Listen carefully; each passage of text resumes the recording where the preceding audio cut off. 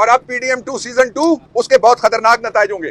पाकिस्तान के लोगों ने अपना फैसला जारी कर दिया है। 8 फरवरी को जो अवामी रेफरेंडम हुआ है, उस रेफरेंडम के लिए ना बल्ला था ना बल्लेबाज था, अल्लाह ही अल्लाह था और अल्लाह के बंदे थे जिन्होंने अल्लाह के हुक्म के मुताबिक जमीनी खुदाओं को मुस्तरद किया सबको, और वोट के जरिए से वो तब्दीली लाए हैं। तो ये जो चेरी ब्लॉसम प्राइम मिनिस्टर लाया जा रहा है, इसका सारी दुनिया ने कहा है कि ये इलेक्शन नहीं है, ये सिलेक्शन है। सिलेक्शन नहीं, धांधली है। तहरीक इंसाफ कहती है धांधला है, पाकिस्तान के लोग कहते हैं डकैती है। ये पार्लिमानी तारीख की सबसे बड़ी धांधली है और सबसे तवील धांधली है। तवील इसलिए कि आज 2 हफ्ते गुजर गए इलेक्शन हुए तकरीबन, तो अभी तक धांधली जारी है, अभी तक रिजल्ट नहीं आया। दुनिया में मजाक बना दिया गया है और लोगों तक सच पहुंचने से रोका नहीं जा सकता। कल अमेरिकन गवर्नमेंट फिर बोली है, उसने कहा कि ये जो आप लोगों ने यहाँ पे शुरू किया हुआ है इस वक्त धांधली का एक तर्ज अमल, जिसके जरिए से आपने जितने भी पाकिस्तान के अंदर जराए हैं, जो जराए अबलाग हैं, इज़ारे राय की, आज़ादी की, प्रेस फ्रीडम के जो जराए हैं, वो सारे के सारे जराए वो बंद किए गए हैं। ट्विटर बंद किया गया है और उसका सबब यह है कि इख्तलाफी आवाज़ें ना पहुंचे। इसीलिए जस्टिस अकील अब्बासी जो चीफ जस्टिस हैं सिंध हाई कोर्ट के, कल उन्होंने ये कहा है कि थोड़ी बहुत अगर गैस निकल रही है, स्टीम निकल रही है, तो प्रेशर कुकर से सीटी बज रही है, उसको मत रोको। यानी पाकिस्तान में बोलने की गुंजाइश बहुत कम है, और अगर बोलते रहे आप तो इसका नतीजा ये होगा कि सिर्फ सरकारी सच लोग नहीं सुनेंगे। और उन्होंने कहा कि प्रेशर कुकर धमाके से फटेगा, बिल्कुल ठीक कहा उन्होंने। इससे अच्छे तरीके से और पाकिस्तान में जो बिगड़ती हुई और अबतर सूरत हाल है, इस गड़े सले निजाम के नीचे से और इस फरसुदा निजाम के नीचे से और इस बेहुदा निजाम के नीचे से, जिसके जरिए से चोरी किया जा रहा है पाकिस्तान के लोगों का मैंडेट, और चोरी खत्म होने में ही नहीं आ रही। यहाँ शहीद का केस है, मिसाल के तौर पे मैं ये PS 119 कराची का केस है, ये मैं इसकी आपको मिसाल देना चाहता हूँ। वाज़े तौर के ऊपर लिखा हुआ है कि ये चोरीशुदा इलेक्शन है और चोरीशुदा शहीद वाला और बाकी सबका मैंडेट है। इसलिए कि कागजात आज मैंने तकरीबन 42-45 मिनट ज़हीर अब्बास खोखर उसके केस को मैंने प्लीड किया और मैंने कहा मैं आपको फ्रॉड बताता हूँ। एक एक हल्के में वो जो तारड़ साहब हैं उन्होंने तड़ करके धांधली की है, और जहां वोट मेरा 500 है, 514 उसमें से 500 काट दिया गया और 14 रह गया, और जो दूसरी तरफ जिसके वोट 14 थे उसको 1450 किया गया। इस तर्ज की और इस लेवल की जो तैमूर आ जाए धांधली की गई है। अभी तैमूर मुल्तान से आए हैं, 107 वोट का फर्क है, 104 वोट का इनका फर्क है। और इलेक्शन कमीशन में जो पिछली तारीख थी, मैं भी इनके साथ खड़ा था। आज की तारीख दी गई थी, लेकिन आज केस फिक्स नहीं किया गया। इलेक्शन कमीशन को मैंने आज अंदर भी दरखास्त की है, बाहर यहाँ से भी दरखास्त करता हूँ कि पाकिस्तान के इस निज़ाम को तोड़ने में सहूलतकारी कोई ना करे। ये निज़ाम है जिसमें लोगों की राय होगी, चंद लोगों की राय नहीं होगी, जिसमें वोटर्स की राय होगी। आप लाए थे धांधली की, जब आपने अमेरिका के साइफर के बाद आपने धांधली करके इसी शख्स को बिठाया था। बिठाते ही आपने कहा मुबारक को $100 100 का हो गया, मुबारक को इकोनॉमी बहाल हो गई, बेड़ा गर्क कर दिया इन्होंने पाकिस्तान का 22 माह में।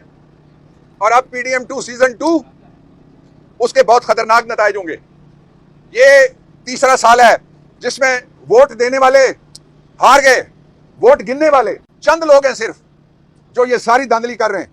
और उसका बड़ा सबब नवाज शरीफ का NRO 2 था, और NRO 2 में लाने के बाद मैंने यहां खड़े होकर आपके सामने कहा था कि I don't see Nawaz Sharif as prime minister of the country. क्यों भागा है वो? उसके लिए इक्तदार खानदान में रखना असल बात है। नवाज शरीफ इक्तदार में, उसके घर की सारी खवातीन पार्लियामेंट में, उसके ससुराली बहन भाई पार्लियामेंट में, उसके बच्चों के ससुराली बहन भाई गवर्नमेंट में। तो ये कोई शरीफिस्तान थोड़ा ही बनाया था कायदे आज़म अलैहि रहमत ने, ये तो पाकिस्तान बनाया था। और उन्होंने कहा था ये डेमोक्रेसी है, इसको उन्होंने जमहूरिया कहा था। लेकिन ज़िया-उल-हक के दौर में जो नर्सरी बनाई गई थी, उस नर्सरी में से जहरीली जड़ी बूटियां आज भी इक्तदार के अंदर जड़ें फैलाए बैठी हैं। पाकिस्तान के लोगों ने अपना फैसला जारी कर दिया है।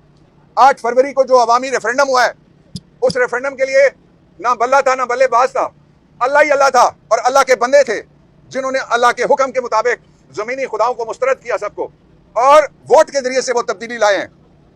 और जो बैलेट के जरिए तब्दीली लाई गई है, उसको बुलेट के जरिए से अगवाकारी की जा रही है।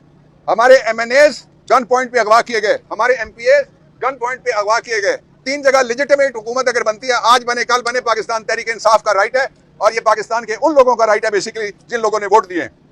2 जरूरी बातें और मैं कहना चाहता हूं कि आप जो मर्जी कर लें, इलेक्शन 8 फरवरी वाला माना जाएगा, 9 फरवरी वाला सिलेक्शन नहीं माना जाएगा। और आपने देखा जो ड्रामा करते थे, एक दूसरे के खिलाफ बातें करते थे, नतीजा क्या निकला? वो एक कहता था मैं घसीट के लाहौर की गलियां रंगीन कर दूंगा, कोयटा में घसीटूंगा, पेशावर में, कराची में। वो लेट ही गया है, कोयटा में भी लेटा, पेशावर में भी लेटा, लाहौर में भी लेटा, कराची में लेटा, और लेटे हुए भी उसने अपने हाथ से कमाल की एक चीज नहीं छोड़ी, चेरी ब्लॉसम, वो उसने पक्की पकड़ी हुई है। तो ये जो चेरी ब्लॉसम प्राइम मिनिस्टर लाया जा रहा है, इसका सारी दुनिया ने कहा है कि ये इलेक्शन नहीं है, ये सिलेक्शन है। सिलेक्शन नहीं, धांधली है। तहरीक इंसाफ कहती है धांधला है, पाकिस्तान के लोग कहते हैं डकैती है। मैं ये वार्निंग देना चाहता हूं उन सारे लोगों को जो पाकिस्तान के लोगों के मैंडेट के ऊपर डाका डाल रहे हैं कि तुम्हारा भी यौम हिसाब आएगा और तुम भी इसी तरह अकेले हो जाओगे। अभी निकलने वाले हो, तुम्हारे चंद दिन रह गए जो 5 गवर्नमेंट्स लाई गई थी। बेसिकली ये किराए की गवर्नमेंट्स थी, गैर आईनी गवर्नमेंट्स थी। जो ही ये जाएंगी इनके खिलाफ आर्टिकल 6 लगता है और धांधली का जो भी जिम्मेदार है उसके खिलाफ भी आर्टिकल 6 लगता है। और इलेक्शन कमीशन पाकिस्तान का सबसे महंगा, पाकिस्तान के खजाने को और पाकिस्तान के लोगों को पड़ रहा है ये कमीशन। इतने पैसे तो कोई पाकिस्तान का दूसरा जो इदारा है जिसका ताल्लुक इंसाफ के साथ है, जिसका ताल्लुक मुसावात के साथ है, जिसका ताल्लुक इलेक्ट्रल सिस्टम के साथ, इतना महंगा इदारा कोई नहीं है। लेकिन इस धांधली को मैं हैरान हूं इस बात पे, इसका नोटिस लेने के लिए अगर कोई सुओ मोटो हरकत में नहीं आ सकता तो आईन में से सुओ मोटो का इख्तियार खत्म कर देना चाहिए, क्योंकि पब्लिक इंपॉर्टेंस का इससे बड़ा क्वेश्चन क्या और हो सकता है कि ये 2 वकील खड़े हुए हैं जिनका मैंडेट चोरी हो गया। तो वो जो सारे दोस्त हमारे नारा लगाते हैं काले कोट वाले, तो क्या वही काला कोट जो शरीफों ने पहन के सुप्रीम कोर्ट की बिल्डिंग में वो गए थे जमहूरी हुकूमत के खिलाफ, उसकी बात हो रही है? बाकी काला कोट किधर गया? इसकी इज्जत, इसकी आबरू और वोट की इज्जत किधर गई? नवाज शरीफ, आपसे जो बदला लिया गया है, कौम ने लिया है। आप तो 2 सीटें नहीं जीत सके लाहौर में, और जो कराची जिनके हवाले किया गया है उन्होंने कराची को उस हाल पे पहुंचाया जिस हाल पे कराची को हमने जब टेक ओवर किया एज इलेक्टेड गवर्नमेंट, हम वापस लेके आए, उसका अमन और अमान वापस लाए, उसकी रोशनियां वापस लाए, और आज स्ट्रीट क्राइम का राज है। इसलिए कि लोग ये समझते हैं कि गुंडागर्दी के जरिए से इक्तदार मिलता है। इसके बावजूद हम आइन का रास्ता अपनाते हैं, हम कानून का और दस्तूर का रास्ता अपनाते हैं, हम कॉन्स्टिट्यूशनल सुप्रीमेसी का रास्ता वो हमने अपनाया हुआ है। लेकिन ये पाकिस्तान के लोगों की कमजोरी ना समझा जाए। अगर इन नताइज को तब्दील ना किया गया और अगर जेन्युइन गवर्नमेंट्स ना बनाएंगी तो गवर्नमेंट्स नहीं चल सकेंगी। मैं आखिरी बात ये कहना चाहता हूं कि आज के दिन में किसी शोबा जिंदगी का कोई ऐसा इदारा नहीं बचने दिया गया जिसमें एक शख्स को और एक खानदान को और चंद लोगों को इक्तदार में लाने के लिए उसको इस्तेमाल ना किया गया। ये इदारों के साथ खिलवाड़ हो रहा है, ये बंद करना चाहिए।